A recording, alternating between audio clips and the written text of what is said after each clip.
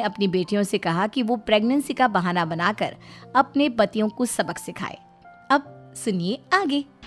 Mummy, आपने जैसा कहा था हमने वैसा ही किया, लेकिन देखिए ना, विवेक का हाल तो वैसा का वैसा ही है। घर में ना सुबह का नाश्ता बनता है और ना खाना। नौकरी पर जाने की बात करूं तो खाने को दौड़ते हैं मुझे। हाँ मम्मी, मैंने भी सुमित को कितनी बार कहा कि अगर नौकरी नहीं करनी तो कोई छोटी सी दुकान ही खोल लो, घर का खर्चा कैसे चलेगा। देखो दोपहर के 12 बजने आए और जनाब अभी तक सो रहे हैं। हाँ मम्मी, ईशा और सुहाना ठीक कहती हैं। अविनाश का भी यही हाल है। जब मैंने अपनी प्रेगनेंसी के बारे में कहा तो मुझसे कहने लगा, अरे दूसरी लड़कियां तो 9-9 महीने तक नौकरी करती है, बस डिलीवरी के टाइम छुट्टी लेती है। मोहिनी, तुम भी नौकरी करो।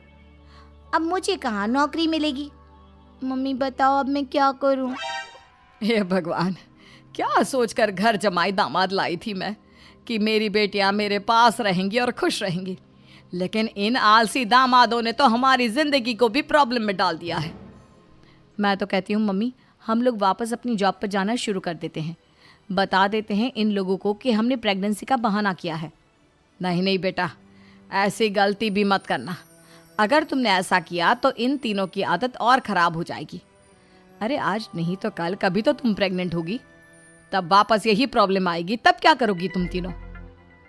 हाँ मम्मी, आपकी बात तो बिल्कुल सही है। इन लोगों को तो सुधारना ही पड़ेगा। लेकिन कैसे? अपने बच्चों के आने की खबर सुनकर भी इन लोगों पर कोई असर नहीं हो रहा। पैसे कमाने के लिए घर से बाहर निकलना ही नहीं चाहते ये तीनों। अब मेरे दिमाग में एक प्लान आया है। तुम तीनों चिंता मत करो, उन तीनों को बुलाओ, फिर मैं बात करती हूँ। थोड़ी देर बाद कावेरी जी अपने तीनों दामादों को सामने बुलाकर अपनी बात कहना शुरू करती हैं। अविनाश, सुमित और विवेक, देखो बेटा, मैं ना तुम तीनों से बड़ा प्यार करती हूँ, इसीलिए तो तुम्हें घर जमाई बना कर रखा है मैंने। अरे मम्मी जी, सीधे सीधे कहिए ना, क्या बात है। प्यार तो हम भी आपको बहुत करते हैं। अरे मम्मी जी, आपकी इज्जत भी बहुत करते हैं। अरे भाई, आपके जैसी सास और कमाने वाली बीवी सबको मिलती है क्या?